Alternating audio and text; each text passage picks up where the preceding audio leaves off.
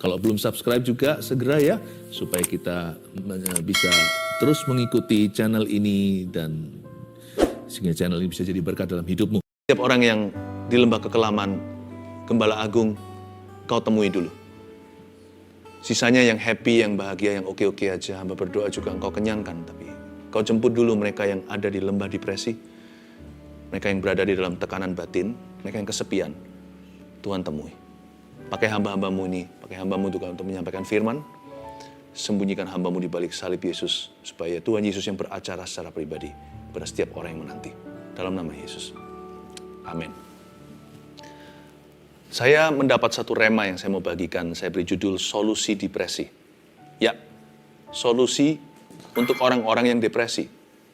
Kita buka sama-sama cerita tentang Elia. 1 Raja-Raja 19 sambil kita buka. 1 Raja-Raja 19 ayat 9. Ternyata depresi itu bisa hinggap pada siapa saja ya. Kali ini yang terjangkit adalah nabi besar. Orang yang paling diurapi di Israel saat itu. Jadi nggak ada orang yang merupakan perkecualian. Depresi adalah suatu kondisi hati yang dibiarkan. Nah, Tuhan itu sayang sama kita. Dan Tuhan mau membawa kita keluar dari lubang setan. Siapapun juga, termasuk Nabi Elia, Tuhan sayang padanya. Kita buka, sudah dibuka tadi kita baca, Allah menyatakan diri di Gunung Horeb. Ini kejadian di sebuah gunung, pasal 19 ayat 9 bunyinya. Di sana, masuklah ia ke dalam sebuah gua dan bermalam di situ. Maka firman Tuhan datang kepadanya, demikian, apakah kerjamu di sini hai Elia? Jawabnya, aku bekerja segiat-giatnya bagi Tuhan Allah semesta alam. Karena orang Israel meninggalkan perjanjianmu, meruntuhkan mezbah-mezbahmu, dan membunuh nabi-nabimu dengan pedang. Hanya aku seorang dirilah yang masih hidup, dan mereka ingin mencabut nyawaku. Ini adalah perbincangan antara Tuhan dengan Elia. Dimulai dengan sebuah kejadian, kita lompat langsung ke tengah-tengah episodenya. Tidak mulai ayat 1 di pasal 19. Ayat 9 bunyinya, saya ulangi. Di sana, suatu hari di sebuah tempat, Elia memilih untuk berbalik tubuh. Membelakangi Tuhan dan panggilan, dia lari dari kenyataan. Di sana masuklah ia ke dalam sebuah gua. Nggak cuman masuk saja bisa keluar. Tapi setelah dia masuk, dia tinggal.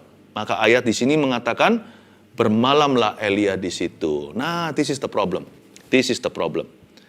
Depresi itu nggak dimulai dengan depresi. Dia dimulai dengan suatu kekecewaan, putus pengharapan, ya kan, sebuah kekalahan atau kegagalan. Setiap orang pasti punya setback lah, termasuk saya. Tapi pertanyaannya, apakah Anda tinggal di dalamnya atau Anda melakukan sesuatu terhadap itu? Sebenarnya masalah Elia itu adalah hidden fear. Dia punya rasa takut yang tersembunyi. Dan karena hidden fear itu disimpan di dalam kulkas hati, it keeps hidden for so long, it becomes the root of his depression. Karena dia tinggal di dalamnya, lama-lama jadi depresi. Sadness is not depression. Sedih saja bukanlah depresi. Perasaan down itu normal. Tetapi kalau kita tidak melakukan sesuatu terhadap itu, atau berlama-lama di situ, bahaya nanti jadi lubang setan. Buka celah, masuklah iblis di sana. Jangan bermalam dengan hantu. Elia masuk ke dalam gua, lalu bermalam di situ. Tapi Tuhan tuh baik ya. Tuhan itu nggak main tegur, main tuduh. Tuhan ajak berbincang-bincang, berdialog. Kadang-kadang kita tanpa sadari kita sedang berdialog dengan Tuhan loh. Yang kita kira itu suara hati atau hanya suara pikiran. Kalau itu membawa Anda pada firman, mendorong Anda ke arah Tuhan, itu bukan pikiran Anda. Tuhan sedang berbincang-bincang dengan Anda dan saya. Tuhan ngomong gini sama Elia, maka firman Tuhan datang kepadanya demikian. Apakah kerjamu di sini, hai Elia? What are you doing here? Kamu ngapain sih? Kenapa Tuhan tanya? Kan Tuhan Maha tahu. Tuhan menyelidiki segala sesuatu, hati manusia yang terdalam sekalipun. Lubuk hatinya tak tersembunyi di hadapan Tuhan. Tapi kalau Tuhan tanya, itu supaya Elia ceritakan. Tuhan sedang membantu Elia untuk mengidentifikasi duduk permasalahan. Bukannya Elia menjawab dengan sejujurnya, dia lari dari fakta. Jawabannya itu loh, sama sekali nggak relevan dengan kondisi dan keadaan. Bukannya Elia segera mengakui hidden fear atau perasaan takutnya yang dia sembunyikan dalam hati. Karena dia kan baru diancam nih sama si Isabel. Sama seorang wanita, the queen of the land. Si ratu yang jahat. Dia takut alias ketakutan, dia worry. Nanti saya coba operasi pikiran Elia, Anda akan terkejut mirip sama pikiran kita. Karena Elia manusia biasa, jadi saya percaya yang dikatakan di Perjanjian Baru kitab Yakobus itu. Elia hanyalah manusia biasa seperti kita. Waktu saya bedah pikirannya lewat ayat ini, lewat pisau operasi firman, saya mengerti, ternyata nggak jauh-jauh banget sama kita. Ya, 11-12. Kalau dia bisa menang, kita bisa menang. Karena Tuhannya, bukan Elianya. Karena Roh Kudus. Roh Kudus kalau bisa bekerja di dalam diri saya, dia bisa bekerja di dalam diri Anda, jemaat terkasih. Keluarga Saat Teduh yang saya sangat sayangi. Jawabannya. Are you ready? Jawabnya ya. Aku bekerja segiat-giatnya bagi Tuhan, Allah semesta alam. Berhenti di sana. Aku bekerja segiat-giatnya bagi Tuhan. Apa hubungannya? Dia sedang menyalahkan sesuatu yang bukan akar permasalahannya. Elia loh blaming atau main kambing hitam. Dia bilang gara-gara pelayanan aku ada di sini. Aku bekerja segiat-giatnya bagi Tuhan. Ya. Because of the ministry. Banyak orang berkata, aku burn out dalam ministry. Siapa bilang ministry bisa membuat Anda burn out? Bukan ministry. Dosamu, over worry, segala sesuatu overthinking. Bukan ministry. Lebih kepada kepedulian orang lain mikir apa dalam pelayanan. Banyak orang kan berkata begitu. Melayani Tuhan, lama-lama jenuh. Melayani Tuhan kok bisa jenuh? Jenuh itu urusanmu. Melayani Tuhan itu gak pernah jenuh. Tuhan itu multiwarna. Tidak pernah kita bisa duga hari ini warnanya apa. Melayani Tuhan itu penuh pesona. Ya, ada salibnya, tapi juga ada kebangkitannya. Selalu ada sesuatu yang baru. Jadi, seringkali kita itu main konklusi. Aku ini burn out karena ministry. Atau, aku begini karena orang lain. Bukan sih. Jangan tuduh orang itu. Bukan orang itu, orang lain juga bisa lakukan itu terhadapmu. Kenapa Anda izinkan itu mengena ke hatimu? Tuhan tanya sama dia, ngapain kamu di sini Elia? Kamu lagi apa? Pertanyaan lebih tepatnya why? Why are you here? Dia berkata, itu loh, aku kerja segiat-giatnya untuk Tuhan. Karena orang Israel meninggalkan perjanjianmu, meruntuhkan mezbah-mezbahmu, mulai kepahitan. Itu loh, mereka itu loh. Aku layani juga gak pernah terima kasih. Aku terus doakan. Malah sekarang aku dikejar-kejar. Mereka semua jahat. Yang jahat cuma satu orang, hanya satu orang doang. Yang jahat Isabel. Tapi yang disalahkan seluruh Israel. Dia bilang, lihat semuanya meruntuhkan mezbah-mezbahmu, membunuh nabi-nabimu dengan pedang. Lalu, hanya aku seorang dirilah yang masih hidup. Ini masalah kedua. Hanya aku seorang diri. Hanya aku seorang diri yang masih hidup di negeri. Jadi, di Israel hanya sisa satu nabi. Wrong, salah. Makanya itu, orang masuk ke depresi. Karena mereka mulai halu atau halusinasi. Di sini loh kesalahan Elia. He did not get the facts right. Dia tidak mendapatkan fakta yang benar. Entah gimana dia percaya pada dusta sendiri. Perasaannya menguasainya, bukan lagi akal sehatnya. Padahal Elia nggak lama yang lalu, baru beberapa ayat sebelumnya, ketemu sama seorang hamba Tuhan namanya Obadja. Waktu ketemu di jalan sebelum Elia nantinya akan ketemu dengan Ahab. Lalu terjadi kemenangan ketika api turun dari sorga, segala. Ketemu sama Obadja, masa dia nggak perhatikan? Obadja bilang begini, Tuanku Elia, tolong Anda tetap di sini, jangan pergi ya, nanti aku dibunuh sama Tuanku. Aku ini orang yang takut akan Tuhan. Lihat, sudah ada satu. Kok dia ngaku-ngaku dia sendirian? Aku sembunyikan nabi-nabi Tuhan dari Isabel. 50-50, 50 di gua sini, 50 di gua itu. Aku beri makan, aku beri suplai minuman di zaman kekeringan, di zaman kelaparan. Kalau dihitung aja sudah ada 101. Bukan Dalmatian ini, 101 nabi-nabi. Ada 101 hamba-hamba Tuhan. Elia nggak sendirian. Elia itu Bukan lupa, tapi dia memilih untuk melupakan. Nah, di sini permulaan daripada kekalahan. Yang negatif kita ingetin. Yang positif kita lupakan. Sebenarnya otak kita itu bekerja begini loh, bukan auto delete. You remember what you want to remember, you forget what you choose to forget. Kita mau ingat apa yang kita mau ingat. Kita lupakan apa yang kita pilih untuk lupakan. Jangan lupakan semua yang benar, semua yang mulia, semua yang adil, kudus, manis, yang layak didengar. Pikirkan semua itu. Itu jangan dilupain. Yang sampah itu tolong di-delete. Dia nggak mendapatkan faktanya dengan benar. Lalu dia juga merasa dirinya gagal. Kalau Anda baca sekali lagi ya, di bagian itu. Hanya aku seorang diri yang masih hidup. Dia merasa hasil KKR kebaktian kebangunan rohaninya ketika dia bunuh 400 sekian nabi-nabi Baal 450-an. Dia merasa hasilnya nil. Lihat ujungnya setelah KKR. Hanya aku seorang. Aku gagal bawa jiwa. Nggak ada orang yang meresponi. Aku sendiri yang melayani. Dia mulai mengasihani diri sendiri. Relevan nggak? Banyak orang kan merasa kan punya masalah di area ini. Self-pity. Lalu dia mengkorting atau mendiskon apa yang Tuhan kerjakan lewat dirinya. Orang itu cenderung gini loh, kalau nggak sombong-sombong sekali, kalau nggak ya all or nothing, sekalian minder, nggak keruan. Lalu berkata, Tuhan nggak bekerja lewat saya, everything semuanya sia-sia. Lihat aku habis KKR kebaktian kebangunan rohani. Apa hasilnya? Yang 450 nabi mati, nabi yang palsu. Hei, mana jiwanya? Nggak ada, aku sendirian Tuhan. I'm the only Christian in the house. Aku satu-satunya orang Kristen di dalam rumah. Bukannya harusnya Anda semakin bangga menjadi satu-satunya pelita. Justru harus taruh di atas gantang. Jadi anak Tuhan dianiaya, sendirian minoritas di sebuah tempat atau di rumahnya. Dia satu-satunya, sisanya semua menyembah berhala. Kenapa Anda depresi? Justru Anda harus lebih sukacita. Karena sukacita di rumah itu nggak dibagi. Anda satu orang memonopoli sampai ada anggota berikutnya dari keluarga Anda yang terima Tuhan. Berbagilah sukacita.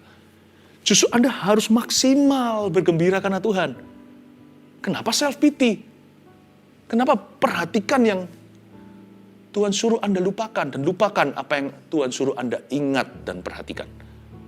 Aku seorang diri yang masih hidup. Salah faktanya. Lalu, berikutnya ini yang membuat banyak orang juga panic attack. Dan mereka ingin mencabut nyawaku. Mereka ingin mencabut nyawaku, garis bawah itu. Imagining the worst that could happen to you. Sebelum tidur, waktu kita tutup mata di atas ranjang kita, pikiran kita itu loh bisa jauh. What if? Bagaimana jikalau? Bagaimana apabila? Itu semua direkam dan dimainkan ulang-ulang seperti episode sinetron setan yang kita play dan replay lagi. Kita membayangkan yang terburuk yang bisa terjadi terhadap kita, atas kita dan atas keluarga kita, atas bisnis kita, atas tubuh dan badan kita. Kita imagine, membayangkan yang terburuk yang bisa menimpa aku hari ini. Atau esok hari. Atau bulan depan. Aku pasti bangkrut. Aku pasti kena sakit ini. Aku pasti mati. Aku pasti ditinggal sama pasanganku. Tiba-tiba sesak nafas.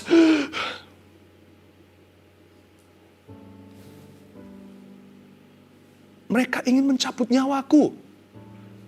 Tuhan bilang begini sama Elia seharusnya. Betulkah itu?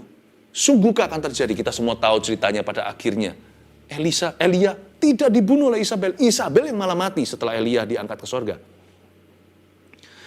Jangan mikir pikiran yang negatif. Jangan entertain itu. Jangan hiburkan itu. Jangan ditanam, jangan dipupukin. Jangan disiram, jangan dikipasin. Semua yang benar, semua yang mulia. Adil, kudus, dan yang manis. Semua yang layak didengar, semua yang firman Tuhan, semua yang janji Tuhan. Pikirkan semua itu. Toh, apa yang kita pikirkan nggak tentu terjadi. Kenapa dipikirkan? Mendingan pikirkan sesuatu yang jelas-jelas dapat kita pegang, yaitu firman Tuhan. Nanti kalau ada sesuatu di luar dugaan kita yang terjadi, ya kita hadapi sehari demi sehari. Kita akan hadapi selangkah demi selangkah, karena kasih Tuhan akan cukup bagiku untuk menghadapi apapun yang akan kuhadapi esok hari. The grace of God will be sufficient for me. Jadi kita nggak usah pikirkan dulu. Toh nggak tentu terjadi. Mendingan apa yang pasti. Yang tidak terduga, ku hadapi nanti. Kasih karunia Tuhan akan cukup bagi kami. Ayat berikutnya, ayat 11. Lalu firman-Nya, keluarlah dan berdiri di atas gunung itu di hadapan Tuhan. Maka Tuhan lalu, angin besar dan kuat yang membelah gunung-gunung dan memecahkan bukit-bukit batu mendahului Tuhan. Tetapi tidak ada Tuhan dalam angin itu. Dan sesudah angin itu datanglah gempa. Tetapi tidak ada Tuhan dalam gempa itu. Dan sesudah gempa itu datanglah api. Tetapi tidak ada Tuhan dalam api itu. Dan sesudah api itu datanglah bunyi angin sepoi-sepoi basah. Segera sesudah Elia mendengarnya, ia menyelubungi mukanya dengan jubahnya, lalu pergi keluar dan berdiri di pintu gua itu. Maka datanglah suara kepadanya yang berbunyi, apakah kerjamu di sini, hai Elia? Angin sepoi-sepoi basah itu berbicara. Dari ayat 11 yang kita baca tadi, dimulai dengan kata, lalu firman-Nya, keluarlah dan berdirilah di atas gunung itu, di hadapan Tuhan. Disuruh keluar dari pikiran-pikiran negatif itu. Disuruh keluar sama sekali dari imajinasi-imajinasi yang tidak suci. Tuhan tidak perintahkan pikiran-pikiran demikian. Lalu waktu dia keluar, dia lihat semua unsur-unsur ini, tidak ada Tuhan dalam angin, tidak ada Tuhan dalam gempa, tidak ada Tuhan dalam api. Kita tidak bisa lawan depresi, pikiran negatif, pikiran yang mencekam, perasaan yang down itu, dengan contohnya hari ini, dengan gempa, dengan angin yang heboh-heboh. Jangan malah dilampiaskan yang tidak-tidak. Dugem, ya kan? Dunia gemerlap, cari yang keras-keras, cari yang heboh-heboh, cari yang gemerlap. Percuma sih. Setelah Anda minum-minum, lupa sebentar, tetap harus bangun. Depresi itu kembali, malah dengan 7 roh lebih jahat mengikuti. Yang tidak ada urusan tertular di tempat-tempat yang tidak sepatutnya Anda ada di sana. Bahkan di dalam hal aktivitas yang banyak, orang berkata kita lawan depresi dengan banyak olahraga. Pokoknya keluar terus jalan-jalan. Liburan melulu. Nggak tentu. Tidak ada Tuhan dalam kehebohan. Angin, gempa, api, baik yang negatif maupun yang positif. Yang positif pun tidak menjamin. Ditambahin pelayanan. Karena masalah Anda bukan kurang pelayanan. Kurang bersyukur. Masalah Anda dan saya bukanlah kurang ministry. Bukan. Tapi kurang beriman. Karena kita izinkan pikiran-pikiran itu campur aduk di dalam jiwa kita. Dibiarkan merongrong terus. Kita mengasihani diri sendiri. Menangis itu perlu. Bukannya baru-baru. Berapa saat teduh yang lalu saya ajarkan bahasa air mata. Menangis itu bisa. Menangis itu lumrah. Bagi cowok juga. Namun demikian kalau kita menangisnya begini, aduh Tuhan, masalahku. Atau mengasihani diri sendiri. Meratapi sesuatu, kadang-kadang menghadapi sebuah masalah atau tantangan di depan kita, itu tidak bisa dengan air mata. Air mata bisa berhasil untuk situasi tertentu. Situasi yang lain harus dengan iman yang teguh. Nggak pernah Tuhan berkata begini dalam firman-Nya. Lawanlah iblis dengan air matamu yang banyak. Tapi firman Tuhan berkata demikian. Lawanlah iblis dengan imanmu yang teguh. Yesus tidak merengek-rengek. Ayo dong. Ayo Legion, keluarlah dari orang ini. Kasihan loh. Lalu Yesus nangis-nangis. Kalau Yesus nangis, dia menangisi Lazarus. Karena masyigu hati. Karena dia terharu. Dia lihat Maria. Dia melihat Marta. Tapi waktu Yesus menghardik setan, nggak pakai air mata, dengan keras dia berkata, come out of that man. Keluar dari orang itu. Keluarlah Legion itu. Keluarlah 6.000 setan itu ke dalam mulut babi-babi yang ada di situ. You don't have to always, tidak harus selalu kita itu dengan mencucurkan air mata dan berkata, Tuhan kasihani aku. Sometimes you just have to stand up. Kadang-kadang kita hanya harus berdiri dan berkata, done, finish, sudah selesai. Aku nggak mau gini-ginian lagi. Aku maju, aku percaya padamu. Peganglah tanganku Roh Kudus. Udah, hardik setan dengan otoritas dari Tuhan. Apa kerjamu di sini? Ayat 13 tadi yang kita baca di akhirnya. What are you doing here, Elia? Tuhan itu seperti mengkonfrontasi Elia lagi dengan pertanyaan yang sama. Kenapa? Karena Tuhan karena Tuhan bukan hanya suka, Tuhan harus mengkonfrontasi semua pikiran negatif kita. Tapi sayangnya jawaban Elia sama saja. Tapi kali ini menurut saya jawabannya lebih kepada salah tingkah. Yang pertama tadi dia segenap hati berkata, dengan berapi-api, bukan dengan semangat. Tapi dengan putus asa dia berbicara. Rasanya dia itu sudah nggak tahan lagi dengan hidup ini. Dia berkata, aku loh bekerja segiat-giatnya bagi Tuhan. Mereka loh mau bunuh aku. Hanya aku seorang diri, nabi yang tertinggal di negeri. Sekarang jawabannya biasa-biasa sih. Coba bayangkan tonasinya. Ayat 14 jawabnya. Aku bekerja segiat-giatnya bagi Tuhan semesta alam. Karena orang Israel meninggalkan perjanjianmu, meruntuhkan mezbah-mezbahmu, dan membunuh nabi-nabimu dengan pedang. Hanya aku seorang dirilah yang masih hidup, dan mereka ingin mencabut nyawaku. Kalau Anda baca ayat 14, kalau saya sih membacanya, dengan ayat yang ke-10, agak ada beda tonasinya. Yang ayat 10 itu bersungguh-sungguh, segenap hati dia mengeluh. Yang ayat 14 setelah dia menyelubungi mukanya dengan jubahnya, setelah dia encounter atau bertemu dengan Tuhan, berjumpa dan dijamah, jawaban dia seperti hafalan. Makanya itu Tuhan tidak gubris dia. Tuhan tidak berdebat dengan Elia. Ayat 15 langsung Tuhan lanjutkan. Tuhan bisa move on gitu. Seperti anak kecil yang jatuh, buk. Kalau kita semua, aduh. Seluruh keluarga, omnya, tantenya, grandpa, grandmanya, mama, papanya, cicinya, kokonya, semua, aduh, anak itu langsung nangis di lantai kan.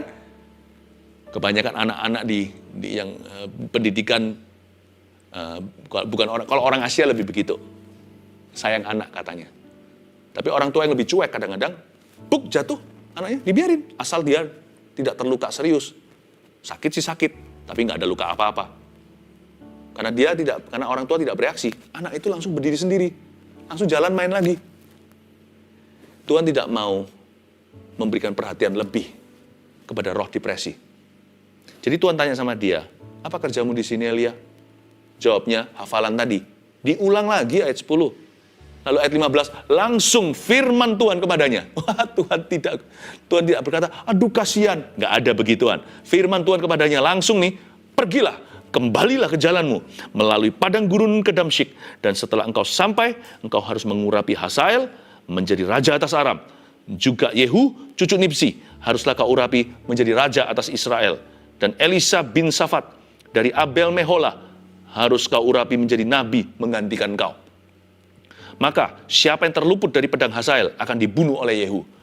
Dan siapa yang terluput dari pedang Yehu akan dibunuh oleh Elisa. Wow, ini parenting kelas sorga. Anaknya buk jatuh. Ya, bukannya Tuhan gak peduli. Udah bangun, tunggu apa lagi? Tuhan tidak memberikan perhatian lebih kepada roh mengasihani diri sendiri. Langsung Tuhan kasih dia tugas. Hebat gak Tuhan Yesus? Dia berkata begini, firman Tuhan kepadanya ayat 15, pergilah. Move on, lanjut, go, pergilah. Nomor 1, solusi depresi adalah ubah gaya hidupmu. Pergilah, kembalilah. Kata-kata itu merema, pergilah, kembalilah ke jalanmu, go back. Melalui padang gurun di Damsyik, pergilah.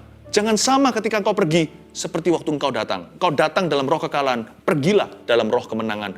Kau datang putus asa, pergilah dengan semangat yang diperbaharui. Ubahlah gaya hidupmu. Untuk mengubah gaya hidupnya, Tuhan itu telaten dengan Elia. Tuhan itu kasih dia makan. Kalau Anda lihat waktu dia ngambek rohani, dia sembunyi, malaikat berapa kali bangunin dia suruh makan. Mengubah gaya hidup. Orang yang sudah punya depresi, biasanya kehilangan nafsu makan. Tuhan itu sangat realistis, nggak main rohani saja. Tuhan kasih dia makanan beneran, diutus malaikat pada si nabi yang seringkali dapat roti dari gagak. Kali ini Tuhan kasih dia, dimasakin. Tuhan itu telaten ya. Tuhan bilang makan dulu. Ya, Tuhan ajari dia to eat, then to pray, and to exercise. Si Elia nanti disuruh jalan. Pergi, jalan kembali. If you want to be free, bukan hanya doa saja. Ubah gaya hidupmu. Makan, please. Saya rasa di sini ada orang-orang yang sudah nggak nafsu makan. Anda sudah nggak sehat, makannya nggak teratur. Pikiran Anda terus di masalah. One thing, satu hal untuk punya problema. Hal lain sama sekali untuk memilih diam di dalam problema atau tinggal di dalamnya. Anda sudah tinggal di dalamnya sekian lama. Ada orang yang sudah stres 3 bulan. Udah nggak, anggaplah sudah nggak makan, udah merusak tubuhnya. Nggak bisa. Kalau Anda mau bebas dari ini, doa pada Tuhan Yesus. Then eat Elijah, makan Elia. Makan roti beneran, bukan firman. Firman ini memerdekakan Anda. Setelah itu, ketika Daud meratapi anak yang mati dengan Batsheba itu, setelah dia tahu anaknya sudah nggak bisa lagi dibawa kembali, dia berdiri, raup wajah, makan. Sehingga pegawai-pegawainya semua heran. Kenapa dia bisa berubah tiba-tiba moodnya? Daud berkata, apakah aku dengan menyiksa diri bisa membawa kembali anakku yang sudah mati? Dia move on. He eats. Please eat. Please exercise. Saya mengasihi Anda. Biar ini jadi pesan gembala ya. Sebuah firman yang betul-betul mendarat untuk mengubah hidupmu. Saya berikan untuk setiap orang yang dalam lembah kekelaman. Yang kedua, Anda lihat setelah dia berkata, pergilah, kembalilah ke jalanmu. Lalu ada kalimat begini, dan setelah engkau sampai, engkau harus mengurapi, garis bawah itu. You must anoint, engkau harus mengurapi. Lalu disebutkan, Hazaelah diurapi jadi Raja Aram, Yehu diurapi nanti jadi Raja Israel. Engkau harus mengurapi, bahkan Elisa nanti diurapi juga sebagai penggantinya. Engkau harus mengurapi, engkau harus mengurapi. Solusi depresi yang kedua adalah fokus ke tugasmu. Jangan mut-mutan. Itu perasaan kalau terus dimanjakan, nanti dia akan membunuhmu. Keluar dari kamarmu. Fokus ke tugasmu. Nggak usah cari tugas-tugas yang gimana besar-besar. Tugas yang sudah ada aja. Fokus dan kerjakan baik-baik. Set goals. Buat satu goal-goal yang bisa dicapai dan mudah tercapai. Tidak terlalu mudah tapi bisa dicapai.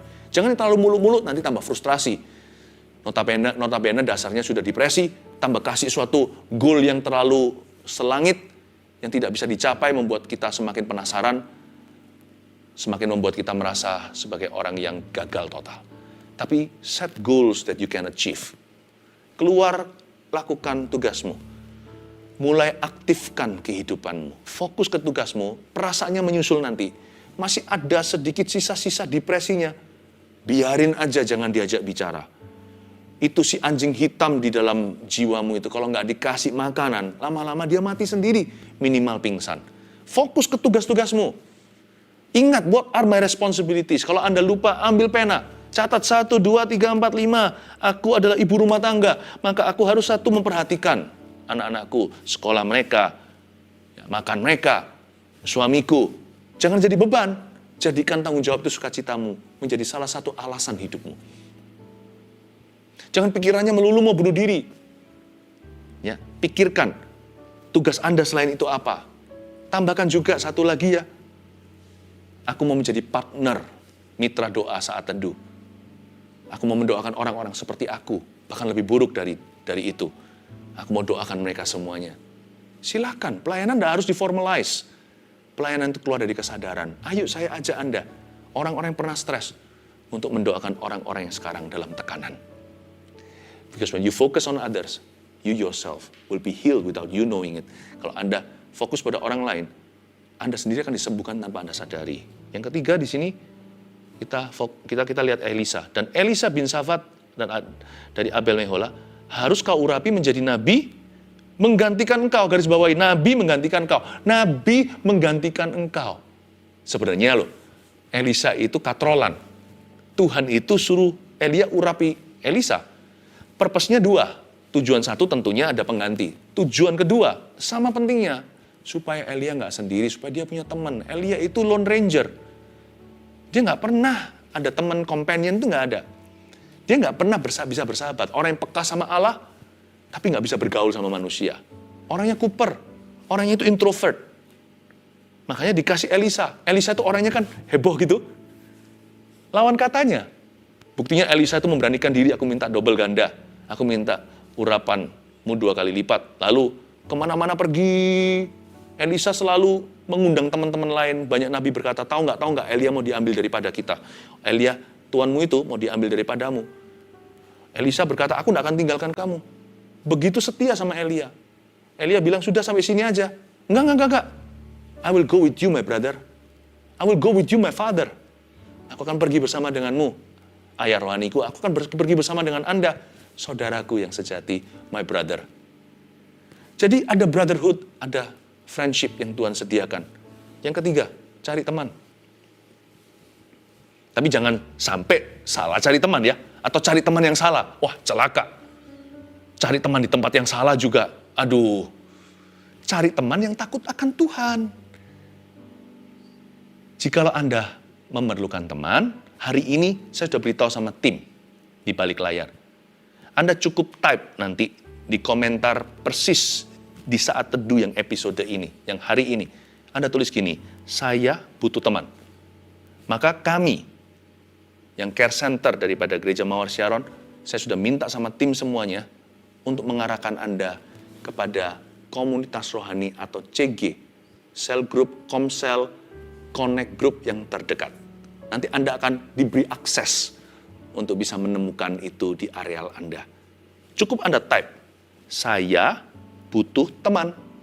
Udah, saya butuh teman. Itu sebagai cue-nya, sebagai signalnya. Dan saya minta semua tim yang sekarang mendengarkan saya, segera dijawab, berikan kepada mereka aksesnya bagaimana caranya menemukan komunitas iman. Karena cari teman itu gampang-gampang susah. Kalau sampai kita salah cari teman, bisa hancur hidup kita. Karena Alkitab mengatakan, pergaulan yang buruk merusak kebiasaan yang baik. Tapi kalau kita menemukan teman yang tepat, itu bisa menyelamatkan nyawamu. Seperti Daud ketemu Yonatan. Ya, dan Tuhan memberikan kepada Elisa. Dan Tuhan memberikan Elisa seorang teman juga, yaitu Elia. God is good. Tuhan tidak akan pernah izinkan Anda sendirian. Yang terakhir, ayat yang ke-18 bunyinya, tetapi aku akan meninggalkan 7.000 orang Israel, yakni semua orang yang tidak sujud menyembah Baal, dan yang mulutnya tidak mencium dia. Nah, ayat terakhir ini, Tuhan itu kok mau belanin ya? Baik sekali Tuhan itu. Tuhan berkata gini, by the way Elia, ini kira-kira bahasa sehari-harinya. By the way Elia, kamu bilang kamu seorang diri. Kamu bilang KKR-mu tidak berhasil. Nggak ada satu jiwa pun kamu menangkan.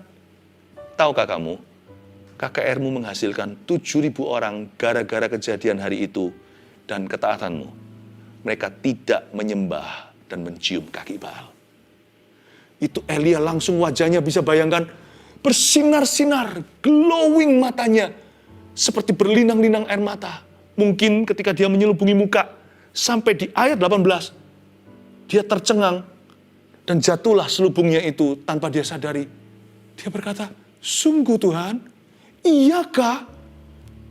Haleluya. Aku kira, I thought I was a total failure. Aku kira aku gagal total. 7.000 jiwa diselamatkan lewat KKR-ku itu. Lewat kesaksian imanku dan ketaatanku. 7.000 tidak mencium Baal. Gara-gara aku. Langsung bangkitlah dia. Tidak basa-basi. Langsung lari cari Hazael. Cari Yehu. Dan dia ketemu dengan teman yang sangat akrab dengan dia.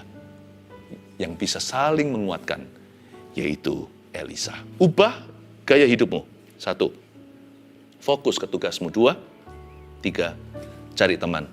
Dan kami akan bantu agar Anda bisa menemukan teman yang pas di antara keluarga saat teduh. Mari kita samakan seperti biasanya. Dan setelah ini kita nyanyikan satu lagu ya, Welcome Home ya, untuk semua orang yang akan segera mendapat teman di Komsel, CG, Connect Group, Cell Group, Gereja Mawar Sharon.